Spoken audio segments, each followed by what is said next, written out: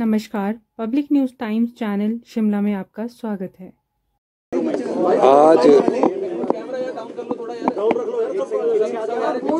आज भारतीय जनता पार्टी ने नियम 67 के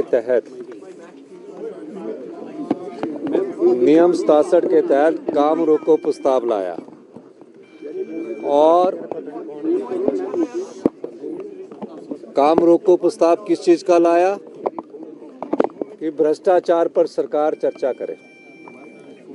ये विडंबना ही है कि भ्रष्टाचार की चर्चा के समय भारतीय जनता पार्टी के विपक्ष के नेता जयराम ठाकुर जी आज सदन में उपस्थित ही नहीं थे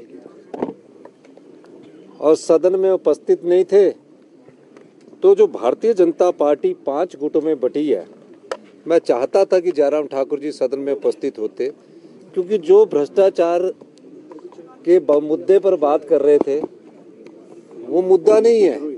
ये एक आरोप लगाने की प्रक्रिया में कौन आगे आना चाहता वो है। और मैं ये भी कहना चाहता हूँ कि अध्यक्ष महोदय ने बार बार कहा है, कुछ बातों को उन्होंने कहा है, जो बात ये लोग कर रहे हैं, जिस प्रदेशाध्यक्ष के नेतृत्व में आज रैली हो रही है, उस प्रदेशाध्यक्ष के पर जब वो स्वास्थ्य मंत्री थे और जिस स्वास्थ्य मंत्री के नेतृत्व में पीपी किट घोटाला हुआ और उसके बाद उनको एक आंतरिक राजनीतिक षड्यंत्र के तहत डॉक्टर राजीव बिंदल जी को हेल्थ मिनिस्टर के पद से हटा दिया गया। हेल्थ मिनिस्टर के पद से हटाने के बाद फिर राजनीति आंतरिक चली और आज जिस हेल्थ मिनिस्टर को जयराम ठाकुर जी ने हटाया था, उसी हेल्थ मिनिस्टर के नेतृत्व में भारतीय जनता पार्टी के प्रदेशाध्यक्ष बने। आज उनके नेतृत्व में वो भ्रष्टाचार जन आक्रोश रैली कर रहे हैं। मैं ये जानना चाहता हूँ कि कहीं ना कहीं भारतीय जनता पार्टी की आंतरिक कलह इतनी जगह है जो 5 गुटों में बटी है। जो आप बात कहना चाहते हैं, 3 बजे तक जयराम ठाकुर जी आए नहीं, पहले ही हाथ खड़ा करके बोला कि आज सारा ही कार्रवाई स्थगित कर दो। भाई 11:30 से लेकर आपकी रैली तो 12:30 थी। 1 बजे बंद होना था, 1 बजे तक तो हाउस में बैठे रहते तो गंभीरता उनकी नजर आती है। दूसरी बात, क्योंकि बीजेपी में पहली बार ऐसे देखने को मिला है और ये बड़ी विडंबना है इतिहास की कि बीजेपी के विधायक जो है वो कोई भ्रष्टाचार की बात नहीं कर रहे हैं। ये खरीद लिया, वो खरीद लिया, इस जगह को इतने में खरीदा, इस जगह को इतने में खरीदा। तो फिर आप बताइए कि भ्रष्टाचार हुआ कहाँ? इसलिए नहीं वो सिर्फ भ्रष्टाचार के शब्द को लाना चाहते हैं। भ्रष्टाचार का शब्द हुआ। उन्होंने कहा, सोचा कि नियम 67 के तहत सरकार स्वीकार नहीं करेगी और हम वॉकआउट करके रैली में चले जाएंगे। मैं तो खुद कई दिनों से कह रहा था, पिछले कल की भी मेरी न्यूज़ देख लेना, कि मैं चाहता हूं कि भ्रष्टाचार के मुद्दे पर ये सरकार चर्चा करे। और जैसे ही हमने स्वीकार किया तो फैक्ट्स कुछ नहीं थे। जंगल कट रहे हैं, माइनिंग हो रही है, ये हो रहा है। ये तो आप गवर्नर एड्रेस को संबोधित कर रहे हैं। फैक्ट्स हम लाएंगे कल, और जो भी भ्रष्टाचार में लिप्त व्यक्ति होंगे, जिनके खिलाफ साक्ष्य होंगे, हमारी सरकार ऐसे लोगों के खिलाफ सख्त कार्रवाई करेगी। दूसरी बात, गंदगी गई ना, उन्होंने अभी भारतीय जनता पार्टी में गंदगी डालना शुरू कर दिया। अब भारतीय जनता पार्टी में जो गंदगी डालनी शुरू की, अब उनसे ये पूछो, वो उनको चला रहे हैं। ये नहीं चलना चाह रहे बेचारे। ये तो जानते हैं कि यार ठीक है, हिमाचल की जनता ने दोबारा से कांग्रेस की सरकार को मैंडेट दिया, 34 से 40 पहुंच गए, लेकिन उनकी मैं जानता हूँ, उनकी क्यों, मैं जानता हूँ ना उनको, सबको, सब मेरे कोई जनरल सेक्रेटरी था, मेरे साथ किसी ने काम किया हुआ। किसकी बात कर रहे हैं? अब जो 6 और 3 9 और 1 10 फिर अब वो अलग ग्रुप है, उसने परेशान कर रखा है, उसका असर दिख रहा है। कुर्सियां कितनी लगी हुई थी बेचारे, कुछ कुर्सियों से पहले चले गए। तो भारतीय जनता पार्टी एक अनुशासित पार्टी थी, अब अनुशासनहीनता वहां आ गई है। अब बेचारे उनको संभाले या अपनी कुर्सी संभाले या भ्रष्टाचार के समय वो इधर उधर खिसक रहे हैं, बैठे कोई, क्योंकि उल्टा चोर कोतवाल को नहीं डांट सकता। और मैं आपको एक बात कहना चाहता हूं, 2 साल में हमारी सरकार ने भ्रष्टाचार के चोर दरवाजे बंद किए। जिस एक्साइज ड्यूटी से पिछली भारतीय जनता पार्टी की सरकार ने 4 साल रिन्यू किया, 150 600 करोड़ रुपया कमाया हमने। एक ही बार ऑक्शन में 600 करोड़ रुपया कमाया। हम जनता की संपदा को ना लूटने देंगे ना लुटाने देंगे, ये हमारा दायित्व है। हमने 2 साल में अपने जितने भी सरकारी कर्मचारी है, ये परवाह ना करते हुए कि हमें एनपीए का 9200 करोड़ रुपया नहीं मिलेगा, ये परवाह ना करते हुए कि हमारी लोन की लिमिट को 1500 करोड़ रुपया काट दिया जाएगा, सिर्फ एक बात का हिमाचल की जनता का और हमारे सरकारी कर्मचारियों का ध्यान रखा, क्योंकि सरकारी कर्मचारियों ने हमारे विकास की गाथा लिखी है। किसी स्कूल बनाने में उनकी कलम से कागज निकला है, किसी सड़क बनाने में उनकी कलम से कागज निकला है। उनको हमने ओल्ड पेंशन स्कीम दी, हमने 6000 बच्चों को हिमाचल प्रदेश की संपदा में आज तक कोई काम नहीं मिला था, उनको हिमाचल प्रदेश की संपदा का एक अंश दिया। हमने विधवा बहनों की बच्चों को हिमाचल प्रदेश की संपदा का उनको कोई अंश नहीं मिला था, हमने उनको भी अंश दिया। और आपको मैं बताऊं ये सब कैसे, 1 साल में 2200 करोड़ रुपए का राजस्व हमने एकत्रित किया। जिस राज्य सरकार की लोन की लिमिट को कम कर दिया जाए, जिस राज्य सरकार की एनपीए के 9200 करोड़ को ना दिया जाए, और जिस राज्य सरकार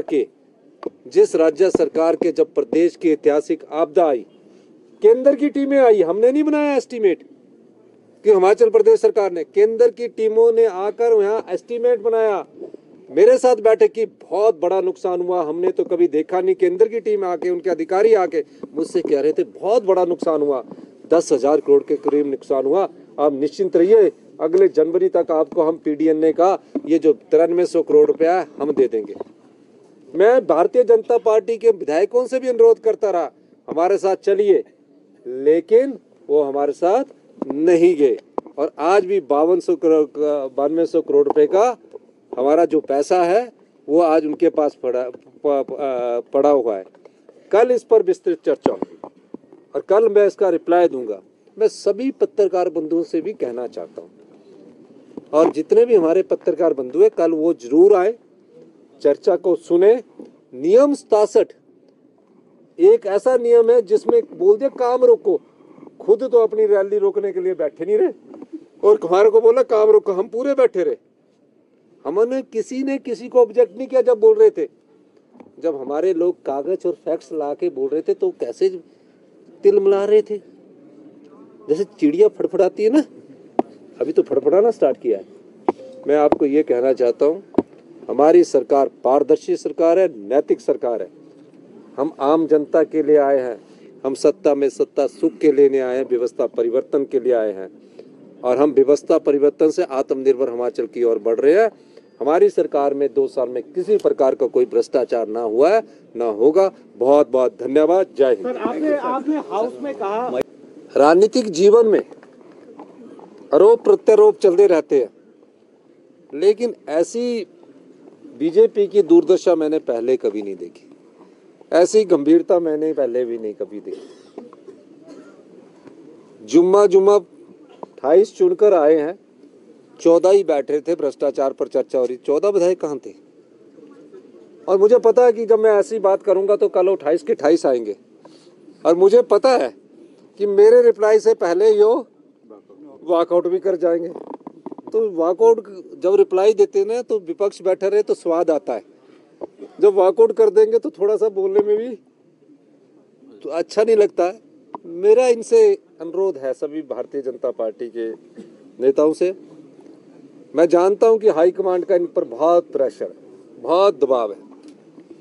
हर एक 5 गुटों में बिंदल जी के गुट के आज अपनी रैली की, जयराम जी का अलग गुट है, अनुराग ठाकुर जी का अलग गुट है। अनुराग ठाकुर जी के सभी समर्थकों के खिलाफ वो चार्जशीट लेकर आए हुए हैं।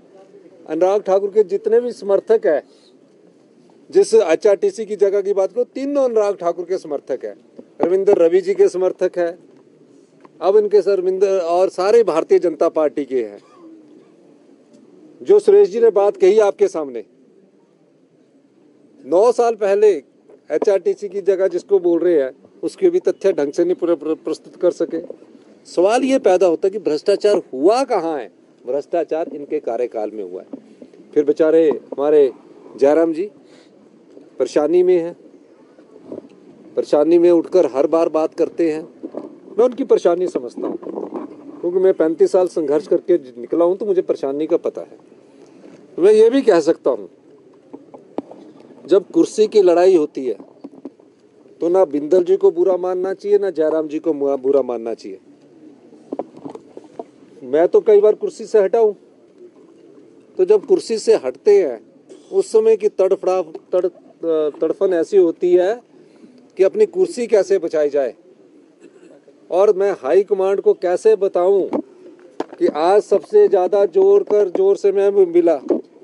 अब जब जिसने भ्रष्टाचार का प्रस्ताव रखा वो सुरेश जी ने आपको अच्छी बात बताई ना, अब वो दूसरा विधायक बोलता है कौन है, मैं बिलासपुर का, मैं नहीं हूँ। ये तो हाल है इन बेचारों के। अब मुझे बताइए, आपने भी देखा, अब मुझे ये बताइए, नहीं ठीक है वो नहीं है, मैं त्रिलोक जम्वाल जी की बात कर रहा हूँ, वो नहीं थे, तो सुरेश जी ने थोड़ा स्पष्टीकरण दिया। और इन्होंने तो विधायक का नाम लिया, किसी का नाम थोड़ी लिया था। पर जिनको तकलीफ होती हो तो उठ के खड़ा ही हो जाता है ना। तो इसलिए मैं ये कहना चाहता हूँ कि ये पहली बार हिमाचल प्रदेश के इतिहास में हुआ, पहली बार हिमाचल प्रदेश के इतिहास में हुआ। चर्चा वो ला रहे हैं, स्वीकार हम कर रहे हैं, और भाग वो रहे हैं, बैठे हुए हम हैं। ये भी पहली बात है। और कह रहे हैं कि हम, ये तो हमारी स्वीपिंग स्टेटमेंट है, डॉक्यूमेंट नहीं है, ये कागज में मैंने साइन कर दिए। वो कागज तो कोई भी RTI से ले सकता भाई। तो ये चीज मुझे विपक्ष की दुर्दशा देख के बड़ा दुख भी हो रहा है। लेकिन मैं समझता हूँ संभावना जो मुझे, आपको भी 2 महीने में नजर आ जाएगी संभावना। एक जो हमारा कांग्रेस से जो हमारी गंदगी गई ना, उन्होंने अब भारतीय जनता पार्टी में गंदगी डालना शुरू कर दिया। अब भारतीय जनता पार्टी में जो गंदगी डालनी शुरू की, अब उनसे ये पूछो, वो उनको चला रहे हैं, ये नहीं चलना चाह रहे बेचारे। ये तो जानते हैं कि यार ठीक है, हिमाचल की जनता ने दोबारा से कांग्रेस की सरकार को मैंडेट दिया, 34 से 40 पहुंच गए। लेकिन उनकी, मैं जानता हूँ उनकी, क्यों, मैं जानता हूँ ना उनको, सबको, सब मेरे कोई जनरल सेक्रेटरी था, मेरे साथ किसी ने काम किया हुआ। किसकी बात कर रहे हैं? अब जो 6 और 3 9 और 1 10 अब वो अलग ग्रुप है, उसने परेशान कर रखा है, उसका असर दिख रहा है। कुर्सियां कितनी लगी हुई थी बेचारे, कुछ कुर्सियों से पहले चले गए। तो भारतीय जनता पार्टी एक अनुशासित पार्टी थी। धन्यवाद। रोजाना ताज़ा खबरों के लिए जुड़े रहें public news times channel Shimla के साथ। सभी सोशल मीडिया प्लेटफॉर्म पर हमारे चैनल को लाइक, शेयर और सब्सक्राइब करें।